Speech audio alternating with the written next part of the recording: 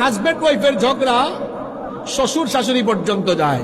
Husband ওয়াইফের বিষয় যদি সিক্রেট না থেকে মানুষের কাছে চলে যায়, বুঝবেন এই স্বামী স্ত্রীর জীবন, দাম্পত্য জীবনে আর সুখ থাকবে না। হাজব্যান্ড ওয়াইফের মধ্যে মান অভিমান হবে, একদিন দুই দিন কথা বলবে না, কিন্তু এই খবর হাজব্যান্ড ওয়াইফের বাইরে তৃতীয় ব্যক্তির কাছে যাবে না। কথা বুঝতে পেরেছেন কি বলেছি?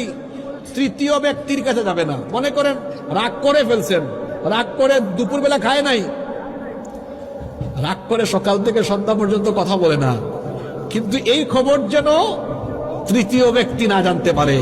তৃতীয় ব্যক্তি যখন হাজবেন্ড ওয়াইফের খবর শুনবে, মনে রাখবেন আজকে বলে গেলাম, এই দাম্পত্য জীবনে আর সুখ থাকবে না।